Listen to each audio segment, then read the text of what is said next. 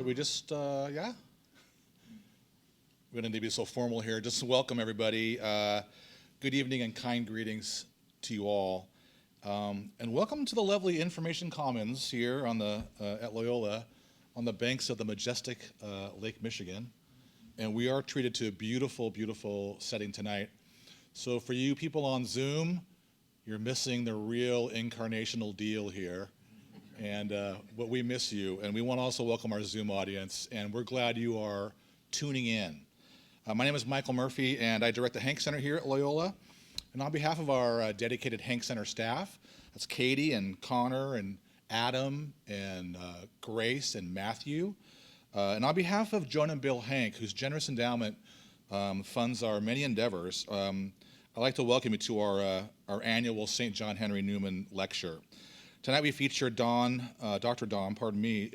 Eden Goldstein, with a talk that she has titled, "You Cannot Do This Without God's Grace, Newman, Dowling, and Conversion as Daily Practice."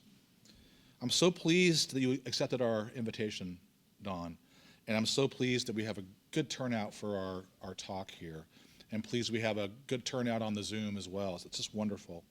So in short, welcome one and all. You know, the St. John Henry Newman Lecture Series is named for the great 19th century prelate, is English, of course, who wrote very movingly about his intellectual journey toward Roman Catholicism in his spiritual autobiography, Apologia Pro Vita Sua from 1864. But even with that intellectual move, we always associate these Latin words with St. John Henry Newman, and that's cor ad cor loquitur. He loved to speak to a person heart to heart. And that really fires the conversionary spirit that we celebrate with this lecture. You know, and we celebrate scholars who come to the church kind of in the Newmanian spirit, but however the Holy Spirit moves us. And theologian Eden Goldstein is a great example of that movement. Dawn's a convert to Catholicism, and she'd written several books on spiritual healing when she began to study the life of Father Edward Dowling, S.J. And Dawn and I were talking about today, I'm standing probably where Father Ed's bedroom used to be. Because this was the Jesuit residence, and they knocked it down to build this building. So it's really an interesting resonance, isn't it, Dawn? We were blown away by that today. Anyway, Father Dowling, his guidance transformed the life of Alcoholics Anonymous co-founder Bill Wilson. But as Dawn researched the Jesuit, who was, like her, a former newspaper journalist and a non-alcoholic, she discovered an approach to personal conversion that was at once deeper and simpler than anything she had previously encountered before. Tonight, and working from her truly excellent book, Father Ed, the story of Bill W.'s spiritual sponsor, we're going to hear more about Dawn. Dawn's going to speak more about how Father Ed's spirituality, which drew inspiration from St. Ignatius of Loyola and from Cardinal Newman, brings Catholic wisdom into the 12-step approach that has helped millions of people find recovery. So Dawn will speak for 40 or 45 minutes, and then we'll have a chance to engage her in conversation. And as I said before, please feel free to get up and have a cup of coffee and some snacks. But now let's welcome Dawn to our midst with her talk. You cannot do this without God's grace, Newman, Dowling, and Conversion as Daily Practice. Welcome, Dawn.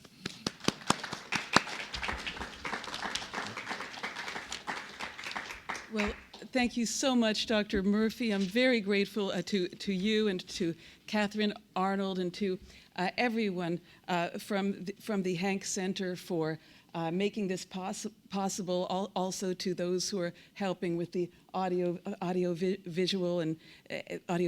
and book sales. Just such a joy to be here in this beautiful place on the lakeshore at a university that, along with its high school, were so important to Father Edward Dowling, the Jesuit who is the subject of my new book, Father Ed, the story of Bill W.'s spiritual sponsor.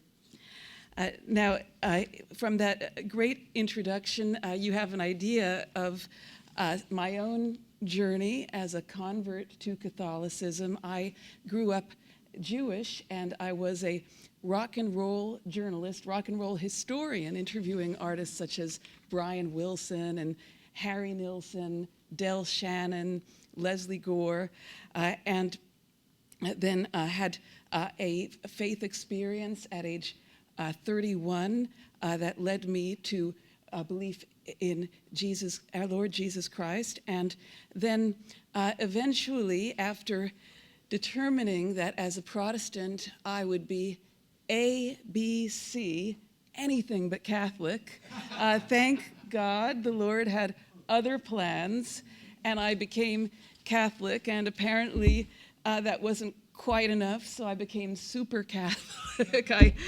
I became the first woman to receive a doctorate in sacred theology from the University of St. Mary of the Lake, Mundelein Seminary here in the Archdiocese of Chicago. Yes, I know we're at a Jesuit university, but it's still technically the Archdiocese of Chicago.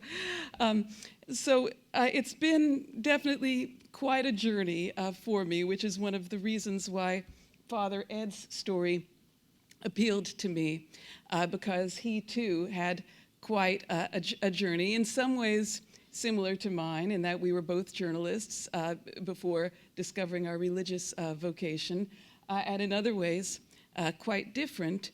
And despite my being honored to speak here, I have to say that in Father Ed's eyes, I am underprivileged, but that's okay, because Father Edward Dowling considered himself underprivileged as well. He considered himself underprivileged because, as a non-alcoholic, he could not be an official member of Alcoholics Anonymous.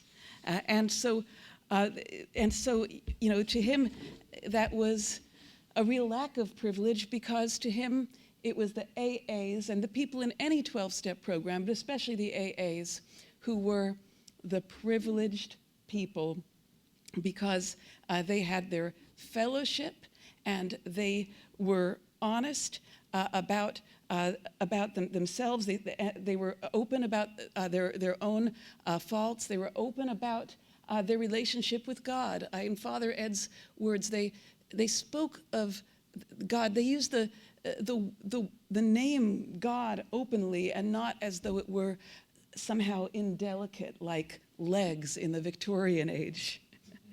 So the AAs were his favorite people, to the point where he would, when he was planning to travel anywhere in the world, and he was in demand as a speaker, not only for AA, but also for the marriage ministry that he popularized, called the Cana Conference.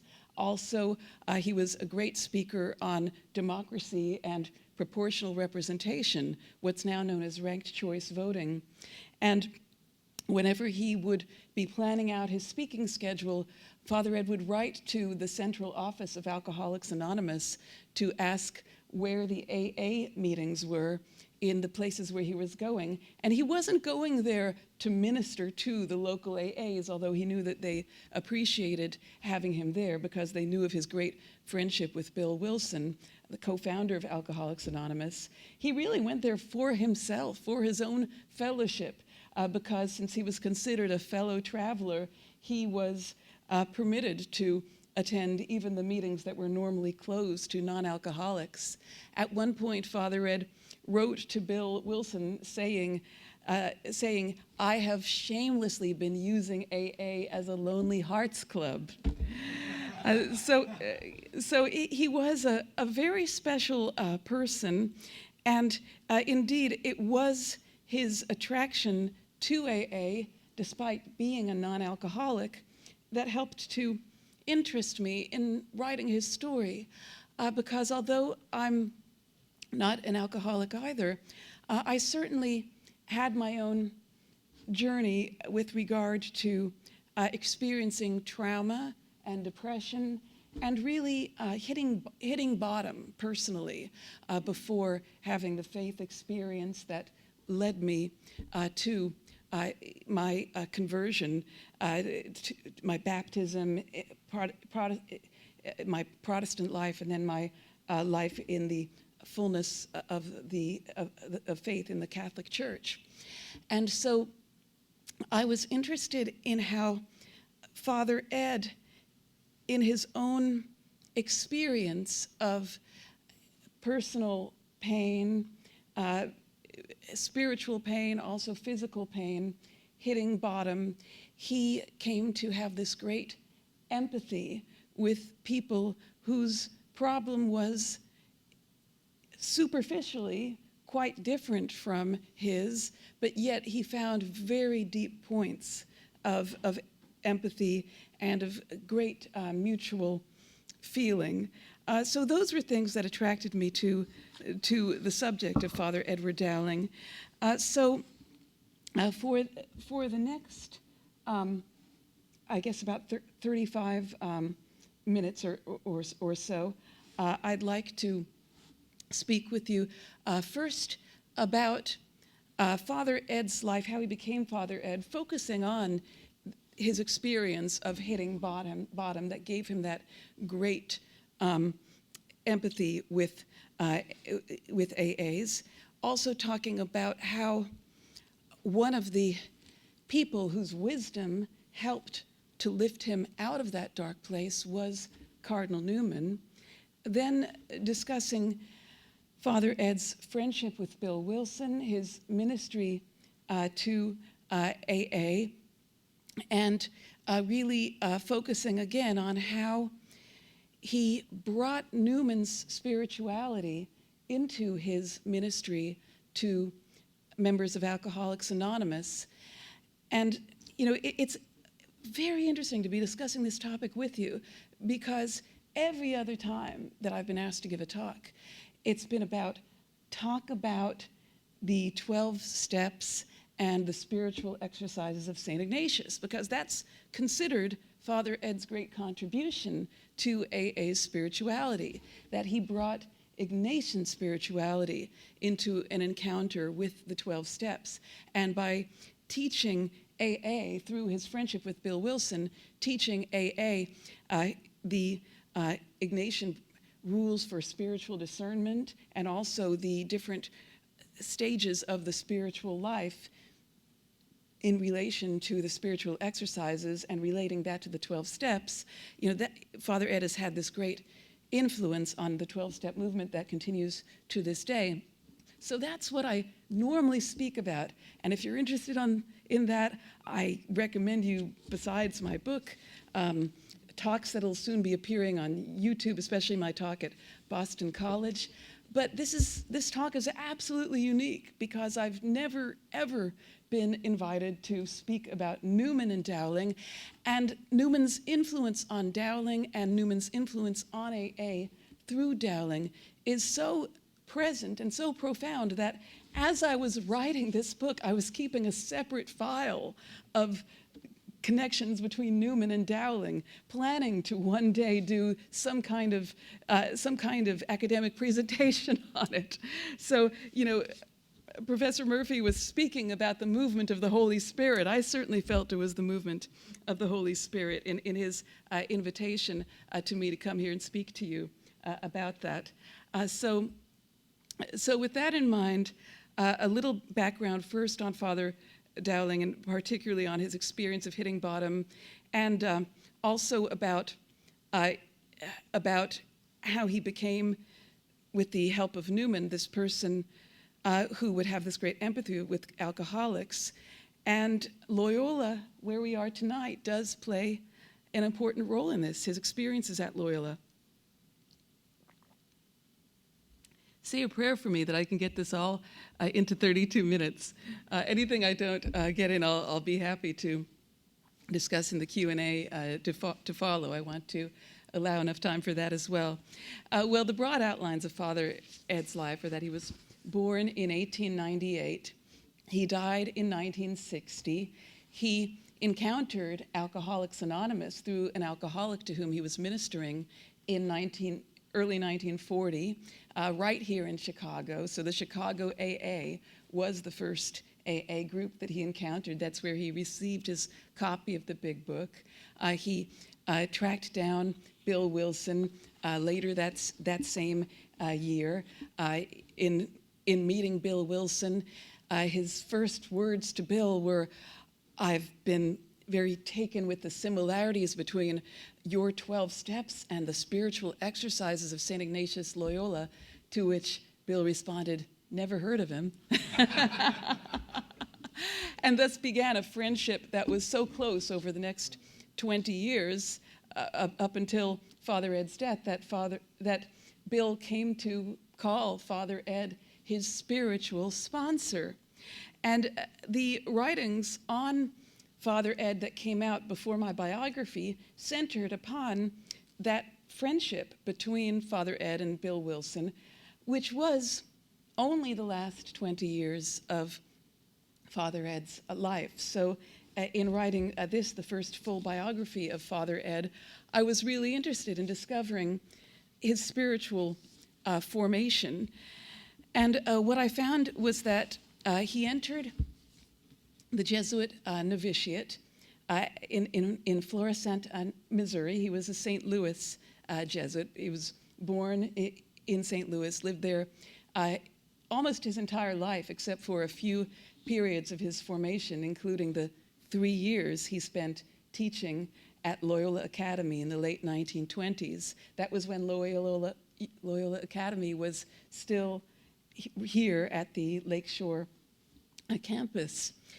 So when he entered the Jesuit novitiate in 1919 at the age of 21, he had had some experiences in the world. He had been a baseball star in high school at what's now SLU High, and he had been a baseball star in college at the now defunct Jesuit College, St. Mary's in Kansas.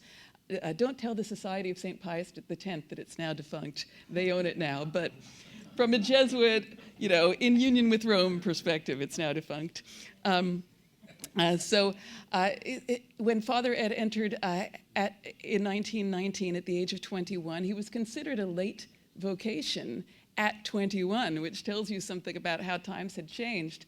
Most of the other men who were in his novice class had entered right out of high school, and they'd gone to seminary high schools. So Father Ed, as someone who had lived a bit, felt very much like a fish out of water, and his hitting bottom experience was in the novitiate.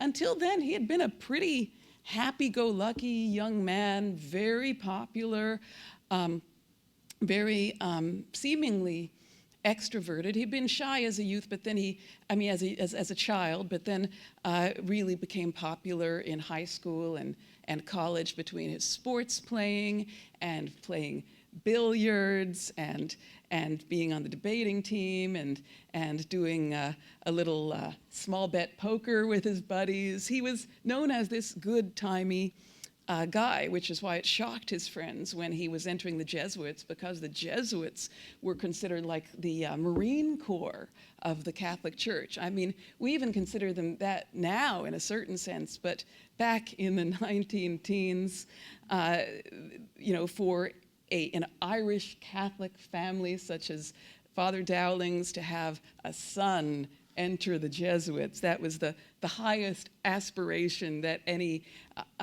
Catholic American parents, especially Irish Catholic parents, could really hope for their son.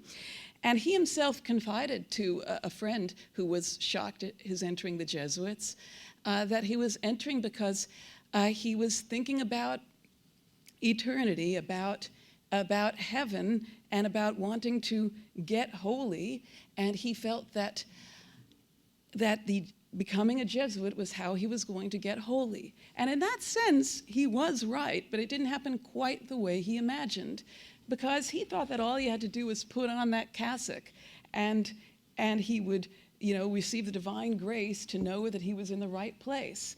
He wrote to his friend saying, every thought in a Jesuit's mind has to be the highest thought imaginable. Otherwise, our faith is a sham. So he had a problem when, in September 1919, he received the Jesuit cassock, And then he noticed that his thoughts were still exactly the same as they were before he put on the Jesuit cassock. And moreover, now he it kind of reminds me of that scene in The Producers where Gene Wilder is saying, I'm hysterical, and Zero Mostel throws some water on him, and Gene Wilder freezes for a moment, and then he says, I'm wet, and I'm hysterical.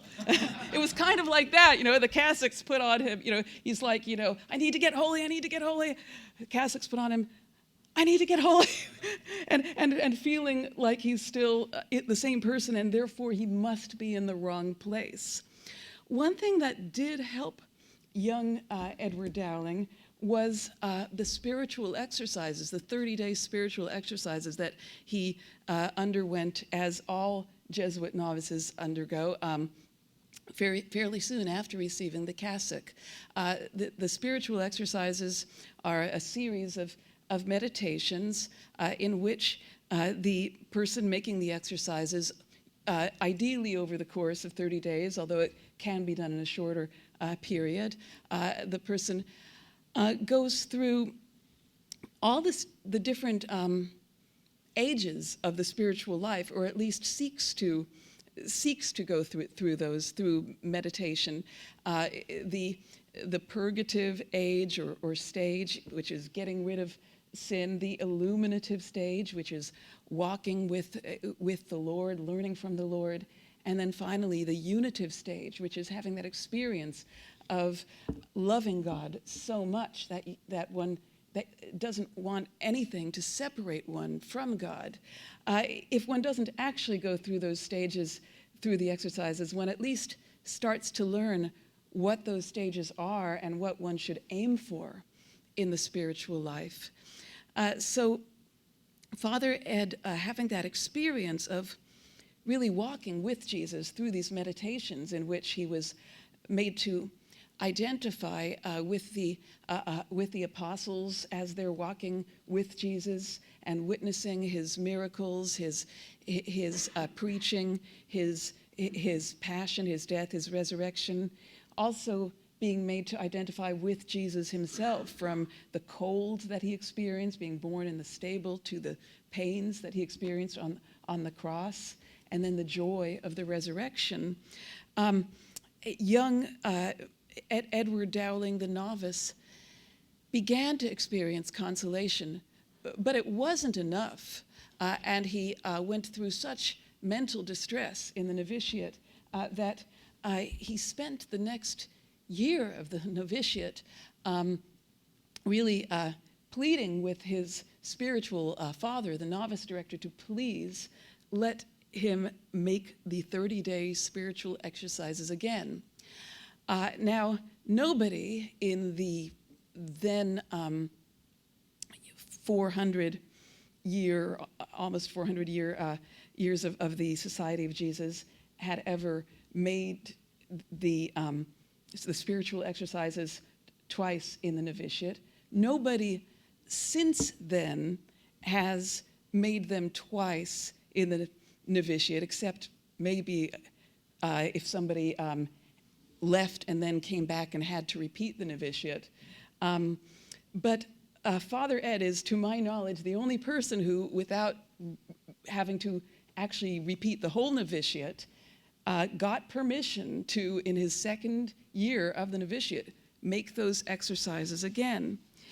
And it was there that he really began to get on the upward track. But the experience of the desolation that he had and the soul-searching really stayed with him, to the point that he would draw upon it when preaching to alcoholics, especially preaching to alcoholics who struggled with the third step of AA.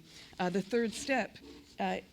So actually, I should explain for a moment about the steps, because there may be people watching. I know we have people watching from Zoom around the world who may not be familiar with Alcoholics Anonymous, may not be familiar with the 12 steps.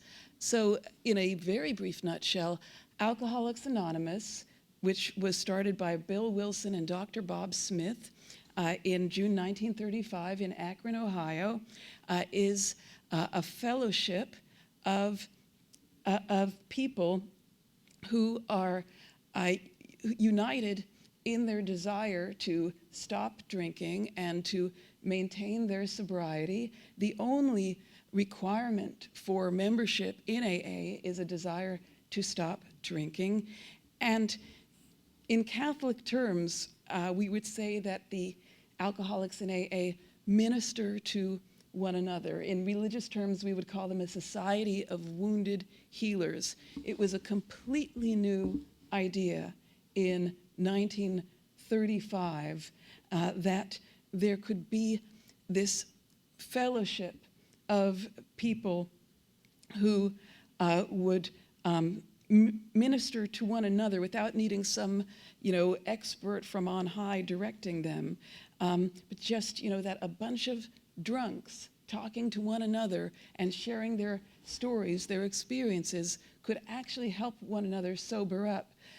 There had been something, I think, briefly attempted in like the 19th century, but for various reasons it didn't last. And I think part of those reasons were that it didn't have the kind of spiritual depth that AA had in the beginning through the 12 steps, which were a synthesis of the spirituality through which the first 100 members of AA became sober. And the 12 steps are written up in the Big Book, which was published in 1939, a year before Father Ed discovered AA.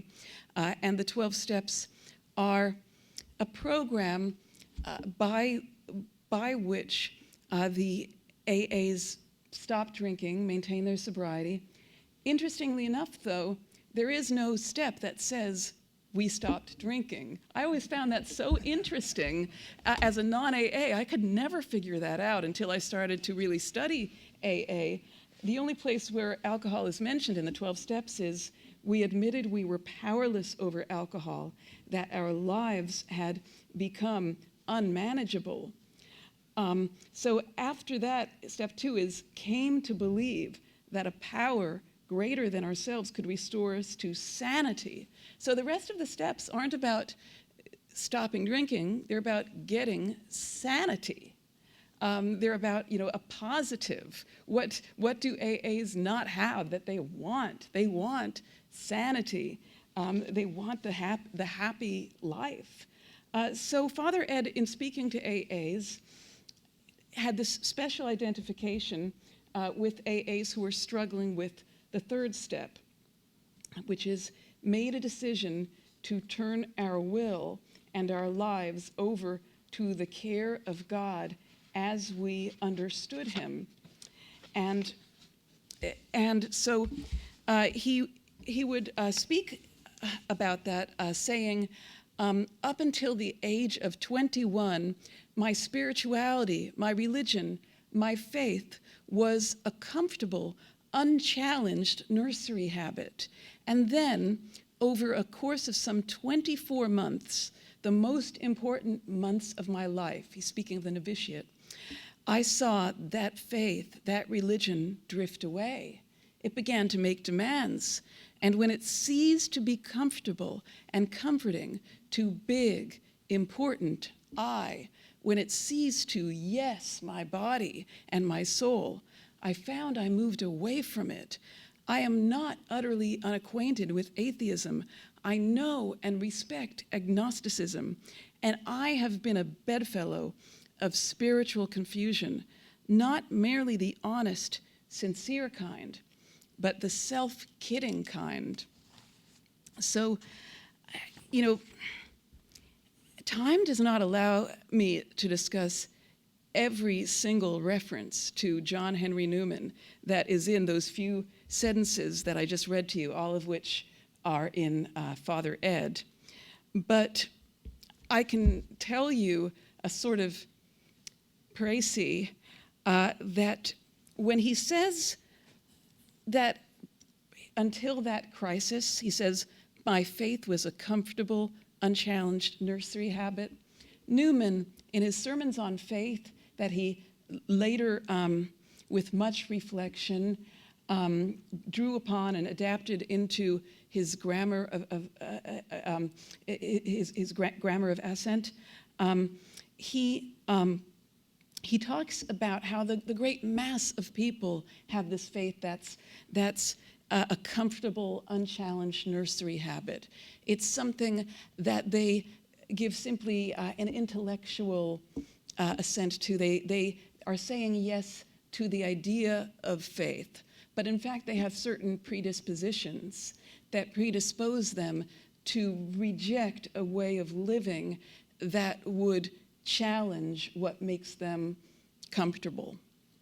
And so Father Ed is describing a crisis which was very familiar to Cardinal Newman, which he himself experienced in his journey from Anglicanism to Catholicism and to accepting the truth of Catholicism, and which he then witnessed in others, particularly his friend, I believe it's, if I remember the name correctly, I might have the name wrong, first name wrong, William Froude, I know the last name is Froude. He witnessed in others this desire for a rational faith that would simply suit their intellectual prejudices. And so what Father Ed discovered that got him out of that crisis was that the answer was to pray for the grace to make this surrender, and to recognize that what he was truly surrendering to was the cross, was the particular cross that God was giving him in this life, which would be a life in union with our Lord Jesus Christ. And that what was standing in his way was his predisposition against making the surrender that would enable him to receive whatever cross God had for him. And when he began to read Newman, which was actually just after he made that surrender, he made the surrender right at the end of his novitiate. He started reading Newman when in the juniorate, the next phase of Jesuit formation. And as he started to read Newman, he found the intellectual backing and a kind of intellectual guide for what he was going through. And he found this particularly in such Newman writings as Newman's sermon. I believe it's from Parochial and Plain Sermons. I didn't write it down, but it's The Cross of Christ, the Measure of the World. Dowling would quote that sermon again and again in years to come, and he would also quote some sermons on related topics. But the message that really resonated with him from Newman was, and this is how Dowling put it in one of his sermons. Actually, it was a sermon when he was in the first studies, in the juniorate of the Jesuits, before he was even a priest. He said, Newman says that the cross of Christ is the interpretation of this life, meaning that we are to interpret our life in terms of our own personal union with this cross. Now, for Father Ed, in his journey, this union came largely as a via negativa. It came from understanding, in a certain way, the absence of feeling that union with Christ. It came from recognizing that in Francis Thompson's words, in words that were very important to Father Ed from the poem The Hound of Heaven, is my gloom, after all, shade of his hand outstretched caressingly. Father Ed was very moved by this idea that in retrospect, his time of feeling so separated from God, of feeling so alone, was actually the time when he was in the shade of God's hand that was outstretched not in judgment, but in love. Again and again, in Father Ed's ministry to alcoholics, he would discuss this because he recognized that AAs weren't looking to be coddled or comforted in terms of being told that they had an easy life. They knew that their life was a life that involved struggles and hardship. But what they needed to know was that there was meaning in their suffering, and that their suffering, far from separating them from God, actually was a sign of God's great love for them and of the nearness of God to them. So Father Ed said in his 1955 address to the International Conference of Alcoholics Anonymous, he said, I do believe that if I ever find myself in heaven, it will be by backing away from hell. And, as I was researching this talk, I was doing a very intellectual and academic thing. I was using Google to see Newman via negativa, Newman via negativa. And very few people have written about Newman and the via negativa. Apparently, I need to be the one to do this, because in fact, the via negativa is all through Newman. It's present in one of his sermons, and I'm forgetting which one, but it's where he's speaking about comprehending God, and he speaks about how, on the one hand, we can't comprehend God because God is so close to us that we can't take him in. God is so close to us as to be within us and in union with us, but we can never actually see him in this life because of that. There's a paradox.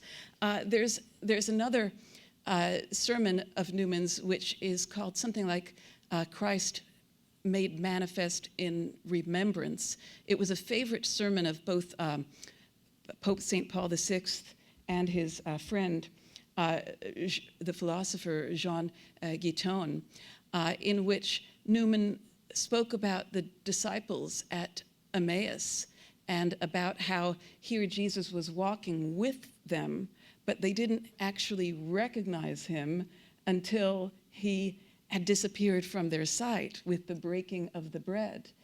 And Newman basically weaves a whole sermon about this, that, as far as Newman seems to be concerned, we never actually know Christ right in the moment. We know him as we are reflecting upon him. And this, in a certain way, goes to the certitude of faith, because certitude is, for Newman, it's the knowledge that we know. I know that I know. And so for Newman, certitude in religious matters is in fact faith.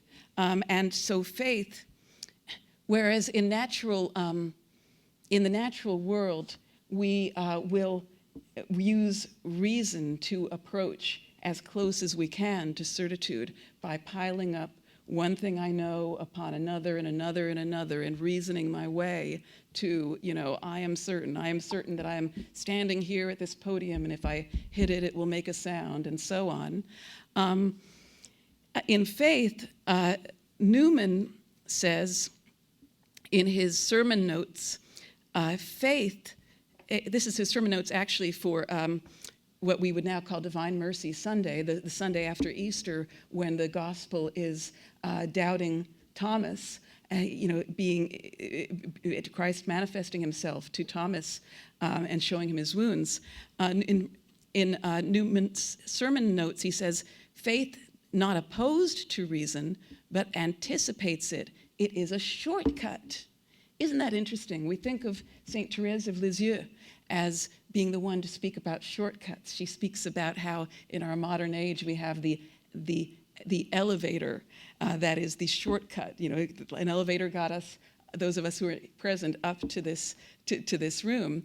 And so Therese speaks about the arms of Jesus being her elevator, her shortcut to God. Well, Newman, some 25 years before Therese, was saying that faith is a shortcut to reason. Young Edward Dowling, he took that and he ran with it. He used it again and again, was still using it in his talks to AA. He said in his 1955 talk to the AA conference, he said that let's see. I want to find the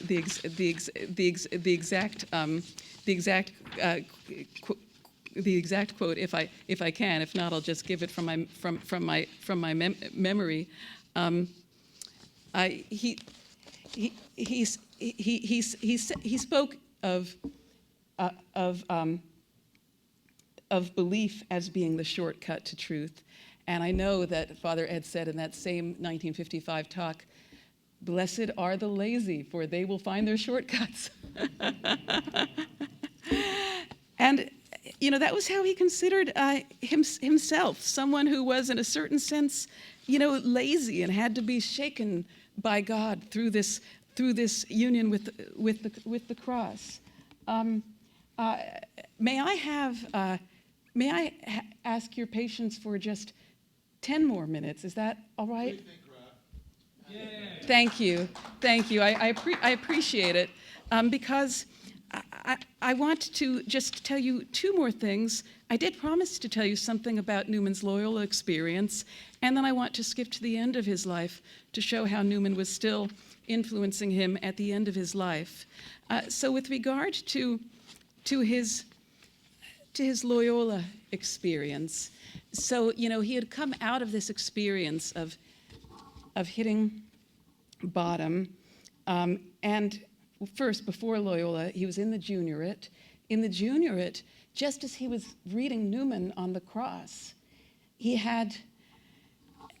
while he was still in the joy of having made his first vows and having come out of this dark night, he experienced a physical cross, totally unexpected. He had been a great athlete, even in the novitiate. He had been the outstanding soccer player among the Jesuit novices, which was truly saying a lot with all these very strong novices just back from fighting World War I. And he was taking a walk at the age of 23, just after making those first vows, and he felt a pain in his leg. And it turned out to be the first twinge of what he would only years later get a correct diagnosis for, ankylosing spondylitis, a rare degenerative form of arthritis, very painful, that would eventually cause his spine, his leg, to calcify. So when he came to Loyola, although he was only in his late 20s, he came in 1926, was here till 1929. Already, according to one of his students, he walked as though he had a steel rod extending from his neck to his tailbone. Now, Father Ed was not known for being technically a great teacher. He joked about that afterwards, saying that, as a teacher of youth, I never got any offers to come back and teach after my first effort. But in fact, he made such an impression upon the young men that he taught that dozens of them remained in touch with him for the rest of his life. When I was writing Father Ed, I was able to interview children of his former students who remembered Father Ed coming to visit their parents in the 40s, 50s, up until Father Ed died in 1960, 30 years after teaching at Loyola. These people stayed in touch with him. And he began to have that empathy that he would later display in his ministry to AA. In speaking to these young men who were often in crises, some of them were coming to him for remedial tutoring in Latin, which was something of a laugh, because Father Ed, he just was not good with Latin or with tutoring. But one young man came to see him at the Jesuit residence, which as Michael, Dr. Murphy said, is right where we are. And this young man said that, during this remedial tutoring session during the summer of 1927, so almost 100 years ago, Dowling got pensive, and he was looking out the window, almost certainly looking out at the view that you've had as we began this talk at the lake. And he said to this student, I never wanted to become a priest, but I always had this feeling for some time until I began to feel guilty about it. Finally, I decided to go into the order for 1 year and break every rule they had and convince myself that I shouldn't become a priest. And here I am. Well, the Lord chooses strange followers. Look at the 12 ignorant fishermen he started out with. Father Ed, he wasn't even quite a priest yet. He was still a scholastic. But he was already developing, that great shepherd's heart. And, he maintained that heart in his ministry not only to Jesuits, not only to alcoholics, some of whom were Jesuits, but also to anyone with a problem. He was known as a priest for people with problems. And I want to leave you just with a little Newmanian analysis of a letter that Father Ed wrote towards the very end of his life, 3 months before he died, that he wrote to a woman in AA that definitely expresses his mature thought, and it shows how much of Newman he had internalized. The title of this talk is "You Cannot Do This Without God's Grace," and it comes from a letter that Newman wrote to a woman who asked him about how to come to Catholic faith. And he said that she must pray for it because she could not do this without God's grace. And it's interesting in that this letter that Father Ed wrote towards the end of his life was on the same topic and using very much the same type of, giving the same type of message. Father Ed was writing in December 1959 to an alcoholic woman who talked about her struggle with the third step, the surrender.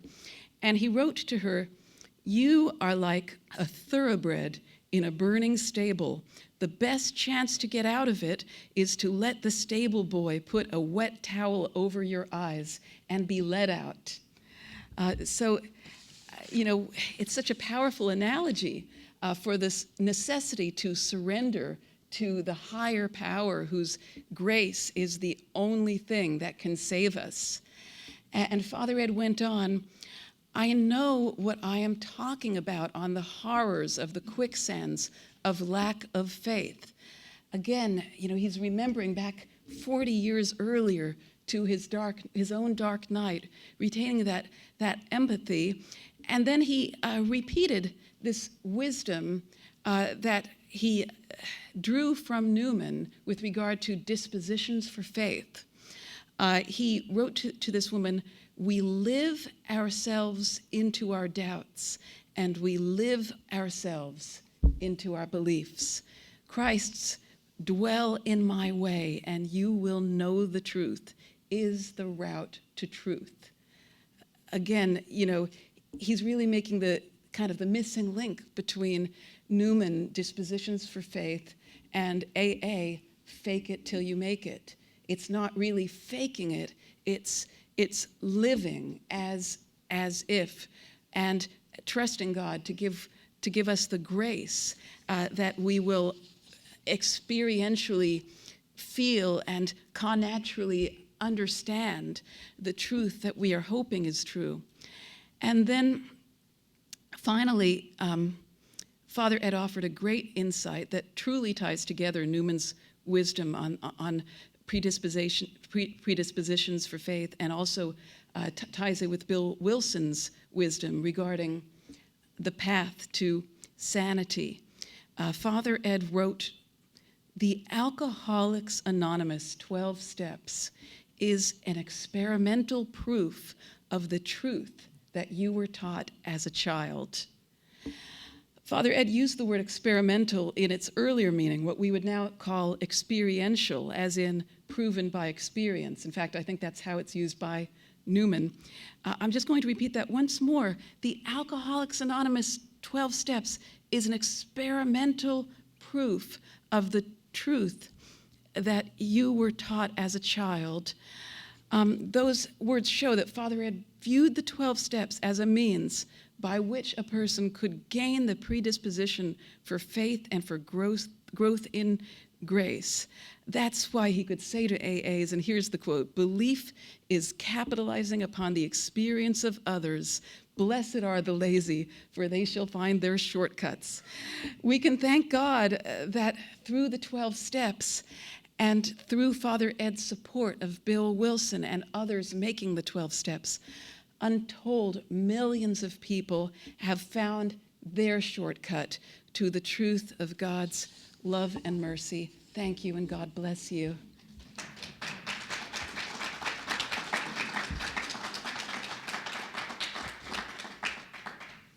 Oh, thank you so much, Dr. Goldstein. Don, this is so great. It's such a substantive and life-giving talk, I think we all agree. And stitching together all these various elements, there's such dynamism there, and it's mind-boggling that these loyal connections as well. Greetings to our crowd, to the Zoom audience. I want to give a shout out to our friend Fred over here from the Seminary Co-op bookstore. And feel free to purchase a book, obviously, but Don's going to stick around and she can sign your copy if you're so interested in that. For now, though, we'd like to hear from you, have a nice conversation. Anything moving in your heart and mind. I have 10 questions from Zoom people, and I would encourage our Zoomsters to keep on commenting. Our man Adam is texting me. But anybody in the room here, I know it's all juggling, it's wonderful, but this is where we are, 2023. Yeah, you sir, thank you. Did Father Ed ever hear a fifth step? Did he ever hear a fifth step? Yeah. Okay, he heard many fifth steps, and in fact, one thing that he said in one of his talks to members of AA, I think I know this is right around page 213 because I was just looking at it. Here it is, page 214. Thank you, guardian angel. He said, "As one who has been on the receiving end of step 5 on a couple of occasions," that's his gift for understatement there, "let me remark parenthetically to any man," actually, but before I even say this, I should say, what is the fifth step? Sorry. So the fifth step is admitted to God, to ourselves, and to another human being the exact nature of our wrongs. Now, the first person to make his fifth step to Father Ed was Bill Wilson himself. You might think, well, Bill Wilson wrote the 12 steps, so wouldn't he have made them? But the answer is actually no. Bill Wilson had not made the 12 steps at the time that he met Father Ed, for the reason that at the time he wrote them in the big book, he was drawing upon collective wisdom of AA and trying to synthesize it.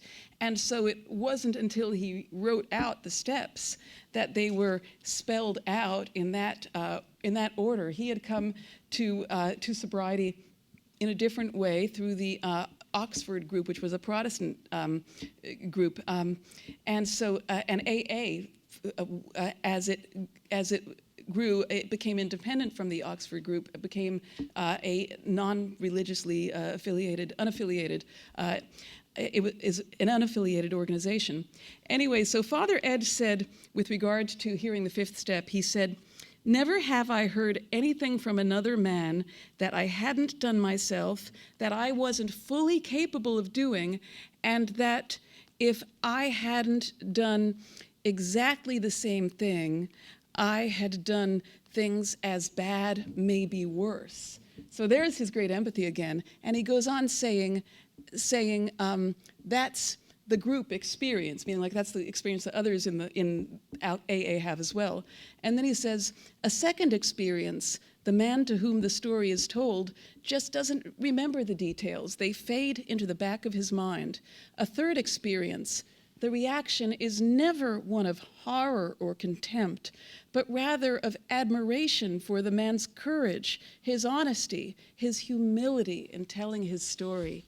You know, when I read that, I just think about what a joy it must have been for people to make their fifth step or to confess to Father Ed. And one of the reasons why I wrote this was to encourage seminarians, to encourage priests, to help instill in them a desire to be like Father Ed. Wonderful question. I've never been asked that either, so thank you so much. Somebody else a question?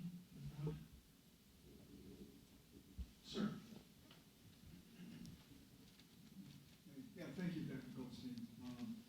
Question is, those last, 4 or 5 statements you made about the 12 steps being experiential, of what we already knew, was that from Father Dowling or from Newman? No, it's from Father Dowling, really paraphrasing Newman, because Newman, he preceded AA. So, it sounds like Newman. That's the amazing thing, because Newman is thinking in terms of that we need to have the moral disposition to be open to faith in order to have faith. Like, I'll give you a sort of a parallel that helps to explain this. A dear friend of mine used to blog as the raving atheist. He's now the raving theist. But he was, in the early years of the blog world, in the early 2000s, he was considered one of the leading online evangelists for atheism. And at the same time, he was pro-life because he came to believe on simply natural terms that an unborn child was a human person, a human life, and therefore deserved to have life. So because the raving atheist really didn't like the idea of people being Christian and Christians thinking they had a lock on morality, he decided that he was going to volunteer at a Catholic-run pregnancy center, pregnancy resource center. So not one of the places where they have the ultrasounds, but a place that distributed free things to pregnant women who were poor, who needed different resources. And so that was his thought, that he was going to volunteer so that he could actually prove, like to Christians, look, you don't have to have the grace of God to do this. You can do this on your own. You don't need Jesus to do this.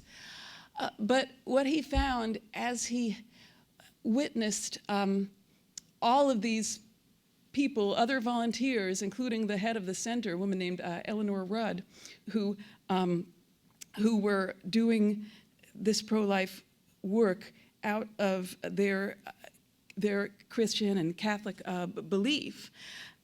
He started to realize that these were people he wanted to be like. These were people he wanted to be around. And as he started to talk in the online world to atheists and say, well, I'm volunteering in a crisis pregnancy center, and atheists should do more of this kind of stuff.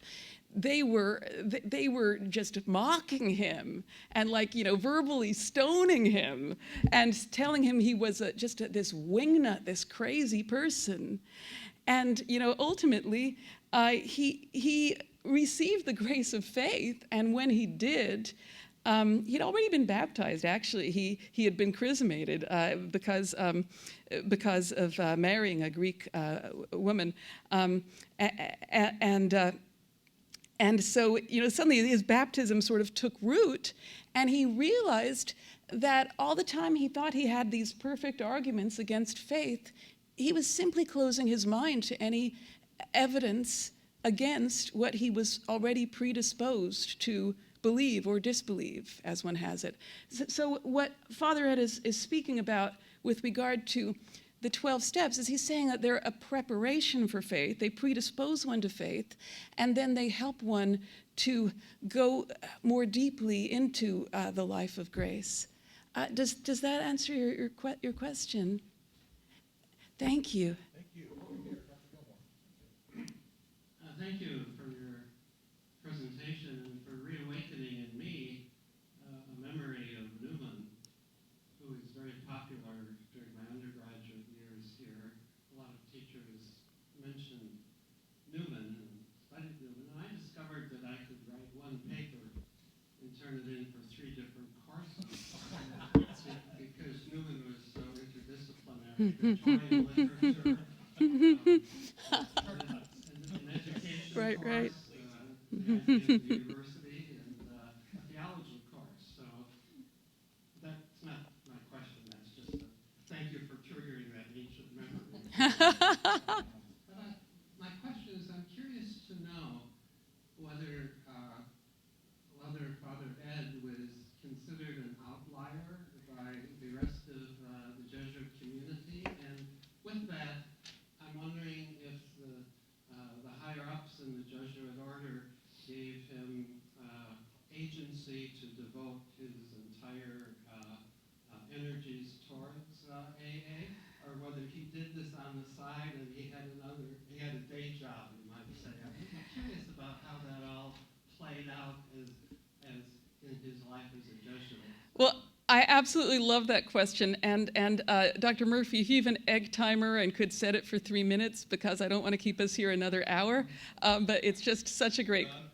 Thank you. Okay, so it's just such a great question because you might know of some people, you see some of these people kind of in movies where they somehow, by God's grace, get their employers to just let them live under the radar. The guy who works in the back of the library and no one quite knows what he does, but he has these interesting hobbies and has a great collection of model ships, and somehow the library is better for him being there. Father Ed was kind of like that. Father Daniel A. Lord, great St. Louis Jesuit who was editor-in-chief of the Queen's Work, which was the publishing arm of the Sodality of Our Lady, gave Father Ed a job as associate editor in, I think, 1933, 2 years after Father Ed's ordination.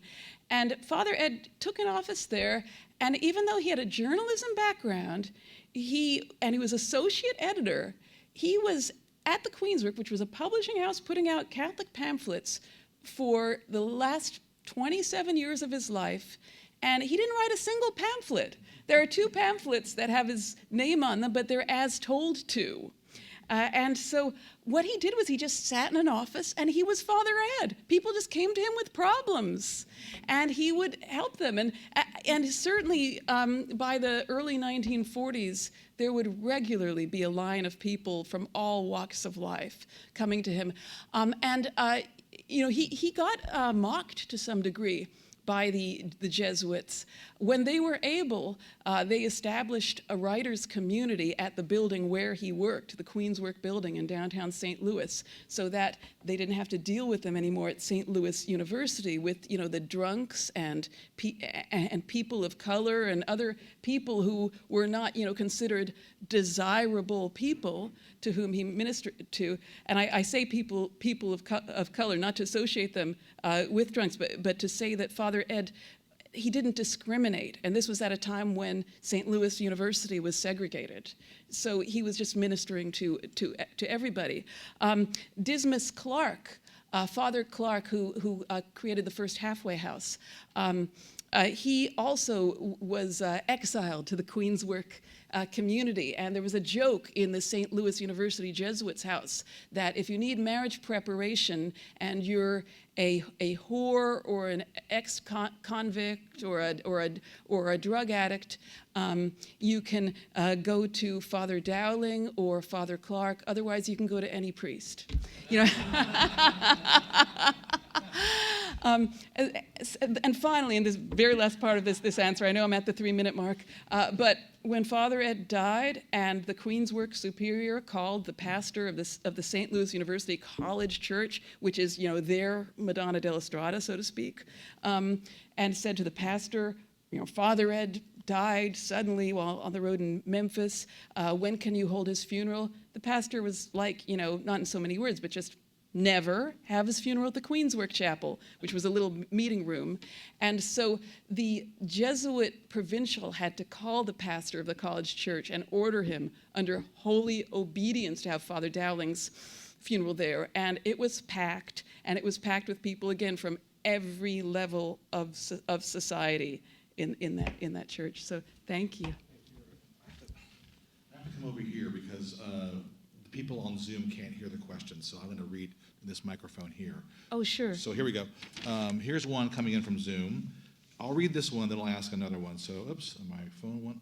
This is, okay. So, thank you. I'm curious how you became interested in Father Ed and AA, Dawn. Do you maybe have alcoholics in your life? I'd like to personally give a shout out to Al-Anon, which saved me. Any response to that? Well, Al-Anon is one of the earliest offshoots of AA, which is for family members of alcoholics. And one of the great contributions that Father Ed made to AA, and this was after Al-Anon, because Al-Anon was started by Bill Wilson's wife Lois, but Father Ed made a great contribution in terms of very loudly proclaiming that the 12 steps were for everyone, not just alcoholics. He's responsible in large part for the fact that today there are more than 200 different fellowships around the world that use the 12 steps to overcome different unwanted behaviors or habits. So with regard to myself, as I mentioned earlier, I have trauma in my background. I have depression. So I certainly identified with alcoholics on that level. I heard about Father Ed from an alcoholic friend of mine who wrote an article on him, and I was just, so impressed with his great empathy for alcoholics, even though he was a non-alcoholic, that I just had to learn more about him. And that was in 2008, and for more than 10 years, I just gathered all the information about him that I could, just as someone independent, not officially researching him. And I was just hoping someone would write a biography of him. And then finally, when no one did, I realized that I had to, compose this this brick here. Life was so much easier when I was writing little trade paperbacks about spirituality. I tell you, it is not easy taking these with me on tour, but I'm grateful to. But it's a wonderful book, though, as well. Let me do one more here. Thank you. Here's a shout out to Martin McElroy, who has written for us a 5-paragraph essay. And I say it kind of laughingly, but you know what it is? It's beautiful. I'm just going to highlight and read it out loud because Martin devoured your book last weekend and really tuned into sanity and sobriety, the tradition of that. But then he wondered about Father Ed's parents who seemed to be absent from the text or from his life. And then he goes along with that thinking, how might that be? And that it has a personal connection to him because in 1964, at the very threshold of a life of choice, I pivoted from the Columbiere Jesuit novitiate in Clarkston, says Martin, and what if I had met other people and turned the car around just like Ed had with his friend Joe Toole, right? And how might the hound of heaven come after me or not come after me is what he's saying. But it says, in any case, thank you for your wonderful contribution to the legacy of AA, the Society of Jesus, and to St. Ed Dismas Dowling, S.J. Any comment on Martin's insights? Wow, I'm very, very grateful for that comment. So yes, Father Ed's newspaper friend, colleague, Joe Tuhill, drove him to the novitiate when Father Ed was entering and tried all the way to talk him out of going into the novitiate. So with regard to Father Ed's parents, I have my own thoughts about them, but I really tried in writing this book as much as I could to base it on the things that I could find that were facts and not just inferences. And I also actually had a lot more about his youth that my editor took out, and I can understand that. There are some book clubs that won't read books that are over 350 pages, and this is without counting like about 66 pages of back matter, goes up to 312 pages. But yeah, I'll tell you a bit about his parents very, very briefly. So his mother died some years before his father, so much less is known about his mother. She definitely wore the pants in the family. That's what's known. She was politically involved. She went to one of the state Democratic conventions, so certainly she took after that whole side of the family in terms of Irish Catholic political engagement. His father was a kind of a meek, mild-mannered man. He lived until just maybe 5 years or so before Father Ed died. I know his father lived until the 50s. Very, very sweet man, but basically once Ed became a Jesuit, even though his father was still alive, Ed was, for all intents and purposes, the man of the family. And so, the family would write to him asking, what should we do about real estate and stuff? Because his father managed real estate, and he would give advice on that. And he'd give advice on other things, too. And it's quite interesting because normally, Father Ed is not known for being a bossy or really directive person. He's known for being quite gentle. And in a lot of his letters to family, he's just saying, I think you should do this. And he'll say it kind of, a bit jokingly, not forcing them or anything like that.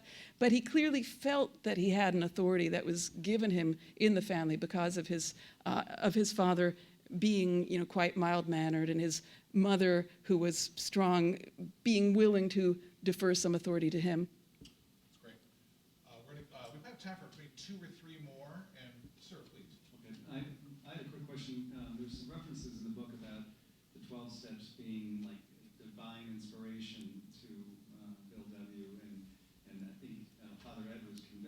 Yes. Was Bill W. equally convinced? And can you talk about that a little bit? And do you have an opinion on whether or not it was? Because I think at some point, Bill W. joked, I think, or somebody said it only took him 20 minutes to write the 12 steps, right? John, can you repeat that? We're having, just repeat it for the Zoom. Okay, okay, certainly. So the question is with regard to Father Ed believing that the 12 steps were divinely inspired, and did Bill Wilson, who wrote the 12 steps, believe that himself? So Father Ed did believe that the 12 steps were divinely inspired.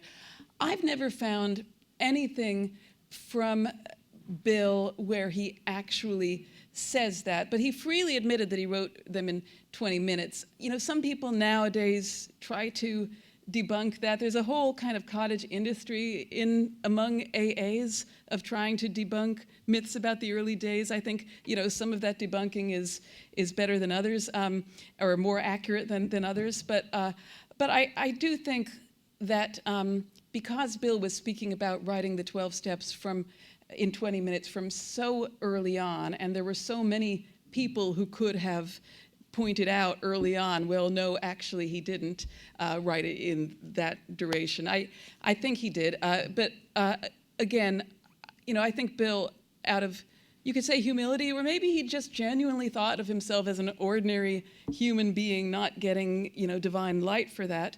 He didn't talk about divine inspiration, but Father Ed was quite happy to speak about that, because Father Ed believed that God, for, you know, thousands of years, was trying to reach us in different ways through helping us to access grace. And that one of these ways was through the spiritual exercises of St. Ignatius, which had the, even though it was somewhat, you know, taken up by people of other faiths, in those pre-ecumenical days, it was still largely just taken up by Catholics. So to Father Ed, the 12 steps were an amazing kind of universalizing of the gospel, so that people of any faith, or to a certain degree no faith, could begin to live a truly spiritual and grace-filled life. Thank you. Yes, sir. Hi, I was wondering if you could comment a little bit more on the personal relationship between Father Ed and Bill W. I know that there's sort of an origin story where Bill was in his office in New York and he was having a very bad day, and as he told it, there was like thunderstorms and rain, and he didn't want to see anybody, and this man comes clumping up the stairs, and it ends up being Father Ed. But then for that sort of meeting to occur and then develop into a relationship where it almost seems like these two men needed each other in their lives. Could you just shed a little more light on that? Certainly. So the question is about the meeting of Father Ed and Bill Wilson and the friendship. Yes, they met in November 1940. I mentioned that first exchange that they had about, you know, where Bill Wilson said he had never heard of St. Ignatius of Loyola. I mentioned Bill making his fifth step to Father Ed. So they met at the AA clubhouse, where Bill and Lois were living in this like 10 by 10 room with a little bathroom down the hall on the second floor of this clubhouse. I guess a kind of little loft area or something, and you know, they had lost everything because of Bill having this obsession, a good obsession, with drying up alcoholics. And Bill he felt that he was called to dry up all the alcoholics in the world. And at the time that Father Ed came to see him, Bill was frustrated because you know, here he had published the big book a year earlier, had printed up 5,000 copies, and more than half of those copies. But I apologize, I'm not trying to avoid looking at you, just that there's a huge bright light right above you. So I was going to say, so more than half of those 5,000 copies were still gathering dust in a warehouse. So when Bill was confessing, so to speak, or not a Catholic confession, but a fifth step, admitting his wrongs, his failures, or his failings rather, to Father Ed, he was speaking about his frustrations that AA hadn't taken off. And Father Ed said to him, "Blessed are they who hunger and thirst." And then Bill said, "Won't there be any satisfaction?" And Father Ed said, "No, never." And that was good news. It was good news in the sense that what Father Ed was trying to do was impart an Augustinian spirituality, also very much in keeping with Newman, which was the understanding that as long as Bill was thirsting for things other than God, he would never be satisfied. Even thirsting for success in a good thing was still thirsting for something other than God. But if he sought first the kingdom of heaven, then these things would be added to him. He wouldn't have satisfaction in this life, but he would have the joy of encountering Christ in every alcoholic whom he helped through his 12th step work. I'll say one of the joys for me, talk about debunking, I'm as guilty of that as anyone. One of the joys for me in researching Father Ed was that, Bill Wilson is known for never letting the facts get in the way of a good story. We talk about how, like in the Bible, certain things are exaggerated for the sake of spiritual truth. So, there were hundreds of thousands of soldiers and blah, blah, blah, and there may have been far fewer. Well, in Bill Wilson's case, even though he told in front of Father Ed this story about it being, storming when Father Ed came to see him, the storm was going on spiritually in Bill Wilson's heart and mind.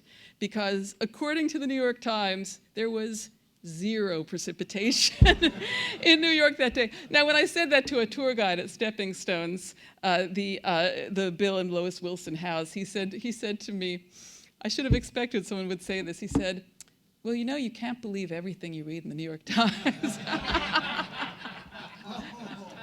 So, thank you for that question. Yeah. Well, can you join me? A couple of announcements, and I'll say it. I guess maybe the Zoom crowd. Okay, I'll just do it here. So if you wouldn't mind, please fill out the surveys. It helps us understand who comes and why you came. Please, I mean it about taking food to go. We want it to go to your bellies and not go to waste at all. So please, with that. Please hang around and talk to Dawn and perhaps purchase a book. Is there anything else I'm missing, Katie? I think I've done it. Hey, let's put it all together for our friend Don Goldstein. Thank